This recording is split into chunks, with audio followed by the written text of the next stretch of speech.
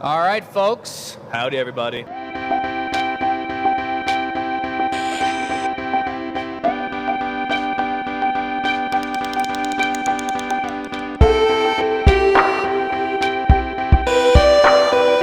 We got Jacob and Oliver here at the shop in Dearborn, Michigan, the Glass Academy. We're getting geared up for our second year of the signature creature design and release. We're going to take you along the journey, document the process, and let you get inside our heads a little bit, see the way that a product comes to fruition. This isn't a product we have a spec sheet for. No. We haven't designed this yet, so I have brought out some different tools, some different things lacking in color until we get the design figured out. So this is our main bench. This is the bench we stream most videos from and content. We got a lot of room, a lot of space to maneuver and understand what's going on, but I'll start you guys off at the bench with the tools that I've pulled out here.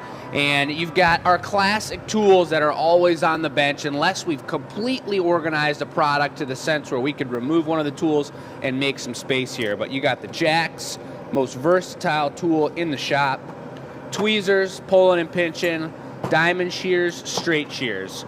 Those four typically essential. I love having the taglia. Taglia in Italian stands for the cutter. And that means for cutting and sculpting the glass. And we're gonna be kind of deciding on this product whether we're gonna be more sculpting or glass blowing. Some flat crimps. These are flat crimps with lines in them. I'll show you why I brought those crimps out, because over here on our big organizational Marver table, I have our Google images of the sea turtle. Otherwise known as the turd. The turt, ladies and gentlemen. This is the first time we've ever done this. We've made maybe one or two random turtles for custom orders previously, but we're going to design this. We want the price point to be under $100. We want many of our customers to be able to get involved in a yearly creature design. There's a lot to figure out in a product like this, and one of the first questions Oliver asked me was, are we going to go for this pattern on the back? Are we going to try and make it a little more realistic, or are we going to go a little bit more stylized? And that's a great question to start off the process with and get an idea of, are we shooting for realism? Are we going to get really nitty-gritty with it? Or are we going to skip a couple corners when it comes to the realism and make it a little more, you know, where you have to imagine what the real turtle looks like and see our stylized version? We got a selection of pipes. If you guys know how we work in the glass shop, you've got blow pipes and you got solid rods here. Punties they're called. We got our counterweights, our tried and true counterweights. Thick boys. And then we've got our regular punny rods. That's right. And then over here, typically you would see on the table a full array of the colors that we're using. Color being the most expensive thing in glass blowing, even though furnaces are on 365 days out of the year.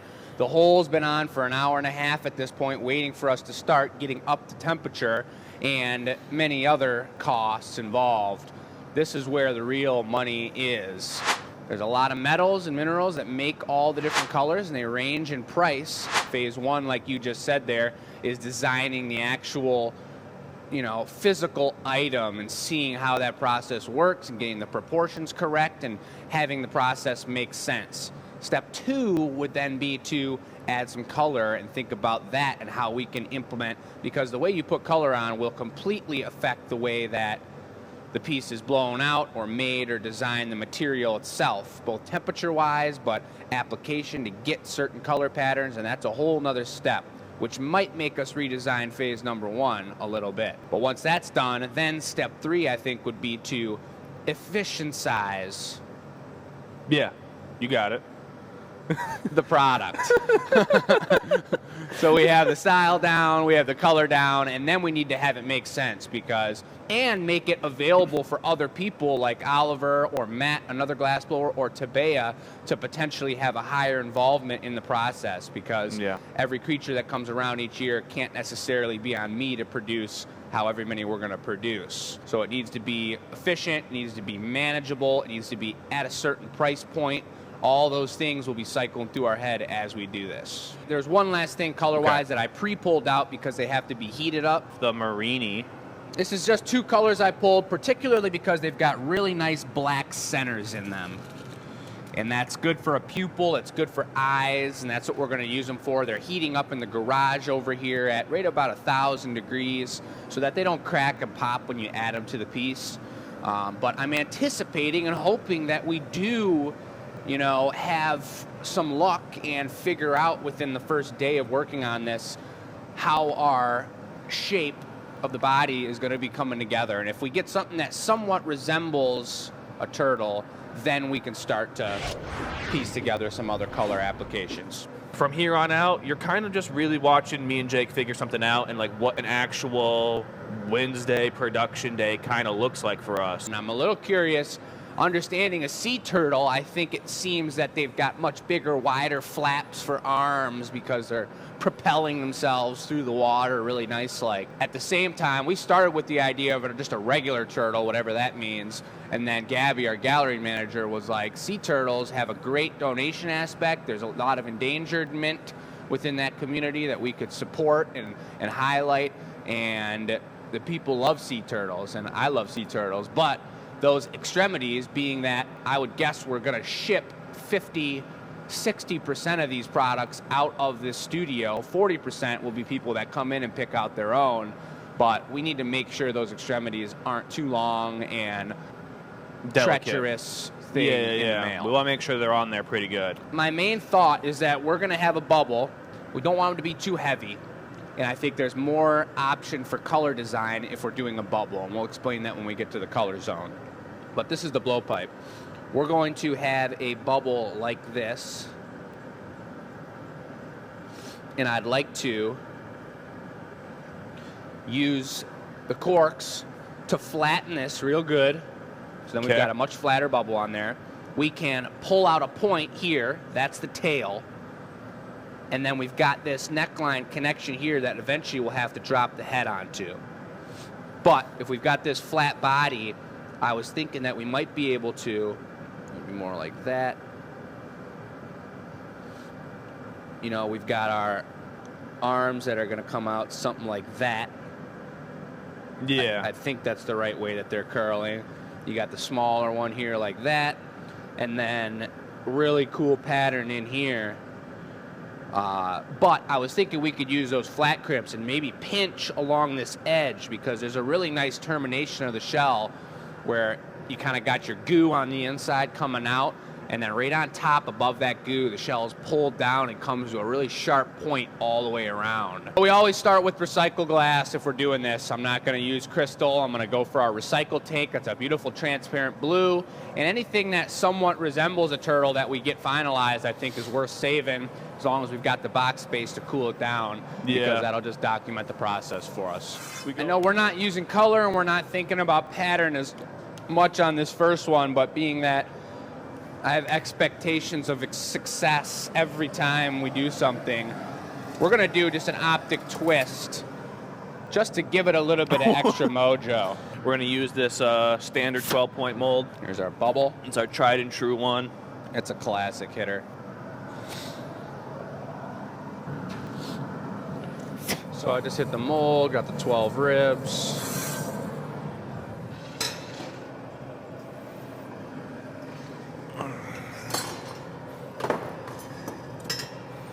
Blow. Stop. Blow harder.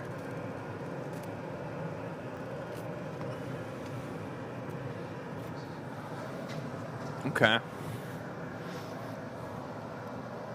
See the vision. You know what I'm saying? It's kind of messed up how that's actually perfect. Beautiful. All right, well, you grab those corks. We're going to go fairly flat. Okay, hit it pretty and hard. I even wonder if I might not even cap it, but let's start with capping it.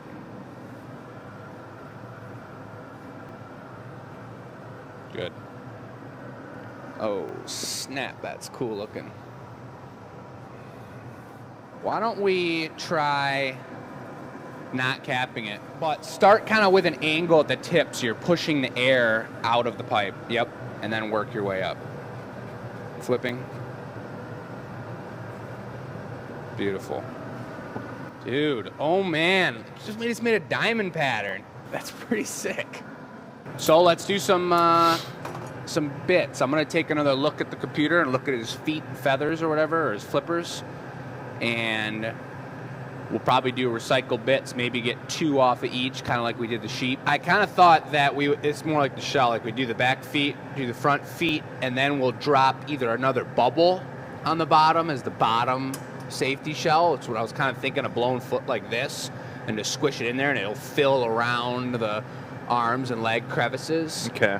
Or we do it solid, but either way, we'll drop something on there. Then I imagine punting it up here, flipping the axis, and then dropping the head on, and then knocking it off. I got an idea. I was thinking like this, just kind of sticking up like out of a mold. Yeah, you want to toss it in the mold? I'll give it a shot. All right, I got a nice bend on it here.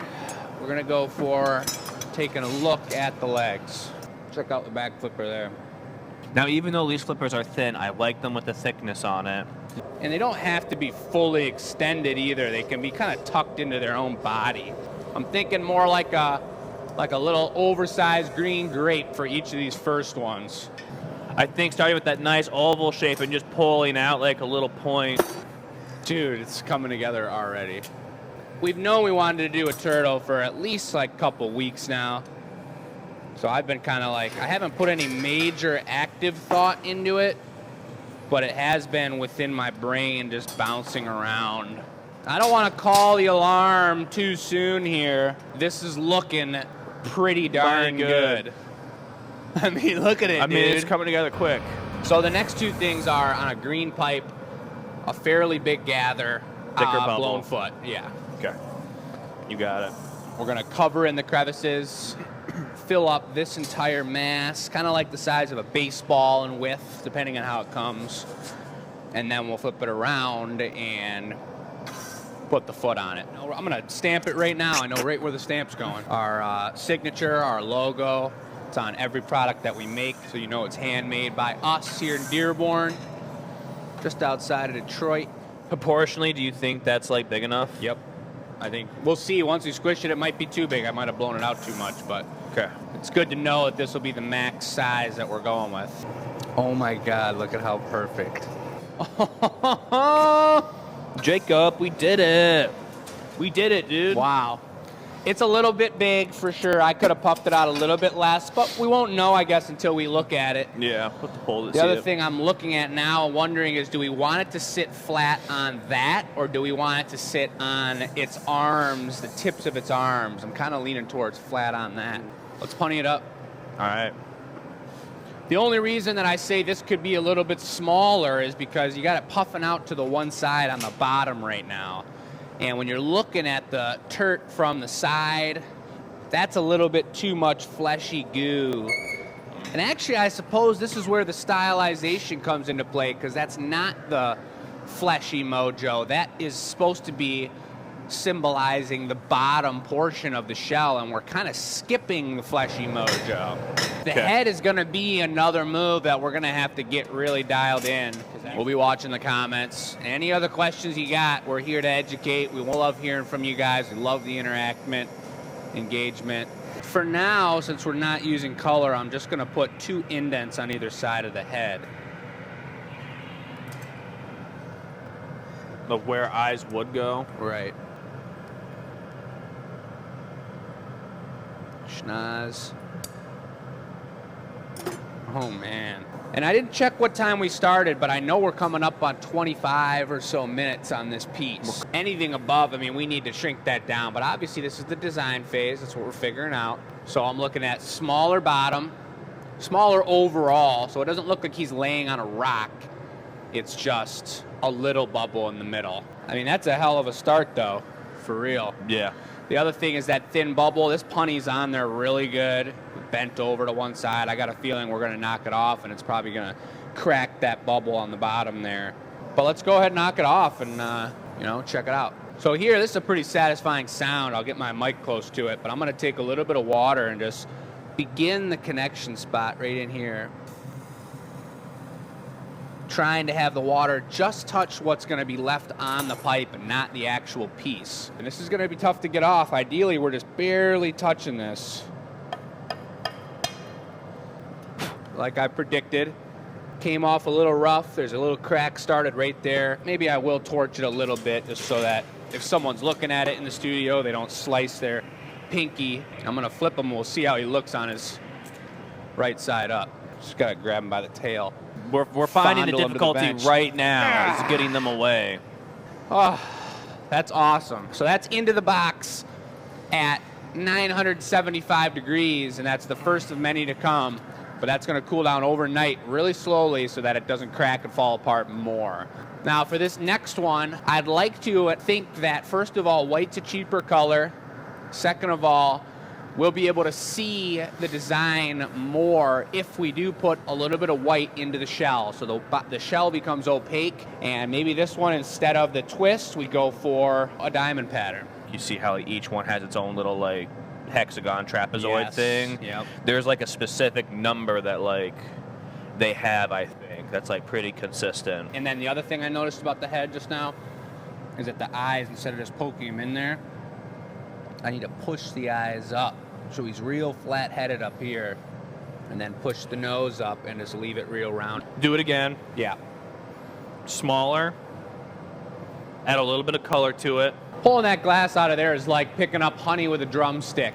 Big bowl of honey. That's all we do. We have a 200-pound pot of both recycle and clear, and you go in there with a hot blowpipe, stick it in, and pick up the right amount. There's no way to measure that amount. You just got to feel it out and know what you're going for and do it correct. Chose those larger grain. I think the 00 would look really cool if we had twisted it, because it'd be a flat coating of white and then it'd be twisted and you'd see the lines of those ribs on there. But if this one, if we're doing the pineapple mold and we're just blowing into it and expanding it, no twisting of the material, then I think bigger spots of white kind of around those diamond facets will probably look a little more torchellish. Kind of want it to be like holding your hand size, I feel like. Yeah. The one that we just made was like a two-hander. Yeah. I want it to be a single-hander.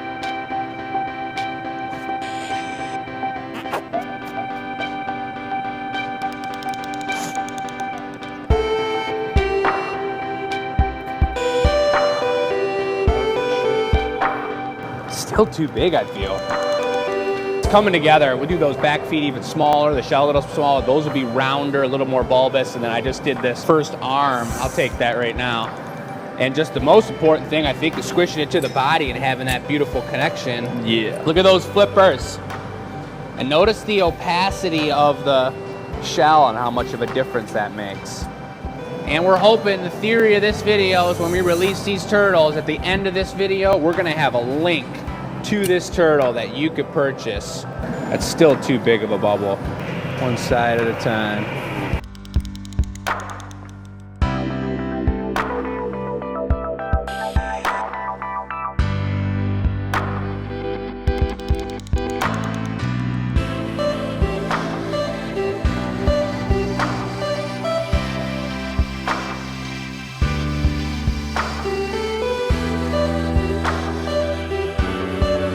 You gotta kind of just look how the light's playing off of the recycle here. It's pretty nice. I love it. These, smaller and a little more protruding more. I think just like a little light tweezer pull to give them a little point would, I want to would look make at a the lot. picture again and see, but yeah. We did get a little bit smaller. Yeah, I was way smaller on the belly. Yeah. This process is going a lot faster than I was expecting. I thought at a smaller scale we would stylize it a little bit more.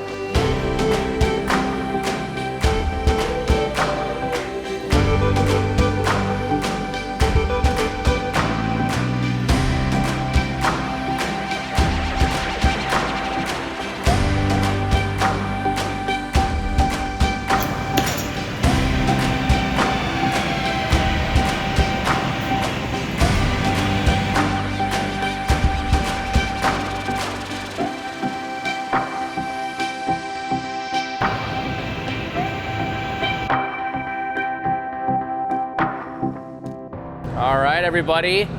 We got the Hot Shop team here, and this has been an incredible turtle experience. You guys have seen the design of the turtle from the very beginning. We've designed a spec sheet that has colors, sizes, specs, and information for the entire team. We've picked out all of our colors. We've got them on the website. We've passed it off now to Matt and Tabea here, who you've seen making a few of them. And we had a whole turtle show, and we're gonna be doing a live show on this as well. And it's the year of the turtle here at the Glass Academy. So throughout making multitudes of turtles, we've got the entire team involved. We've all learned a bunch about it, and we can design them and make them in a recreatable fashion so we can ship them all over the country. There was a lot of tech as well for Matt that he learned along the way. I think it was the perfect timing that he started learning how to do these beautiful twists on both drinkware and many other products that we offer. And so that transferred into Matt being able to give that turtle that ultimate shell texture. We spent a lot of time figuring out what color combinations we wanted to do. We only have all the colors in the entire world at our fingertips. So to lock it down to these earth tones and then these blues and whites, these high contrast, things that actually remind you of something organic and of the ocean and of the earth. It was really fun and completely different color scheme than what we typically do for any other product that we have in the gallery or on the website. It was a beautiful design. You guys can see that we got the spec sheet really figured out here as well. Colors, tools, process, there's a whole backside with sizing and whatnot on there as well. So we feel pretty darn good about it. You guys let us know in the comments what you think of this design process and how it all goes down, and what you think of the turtle as well. Check out glassacademy.com if you want a turtle. If you enjoy this video and you want to see more like it, let us know in the comments, please. This was a really fun passion project for the whole team here. We'd love to do more, but you guys got to engage with it and like it if you want to see more. We'll see you on Tuesday at 6 p.m. for the Gathering Point show. Later, everybody. Boom. Nice.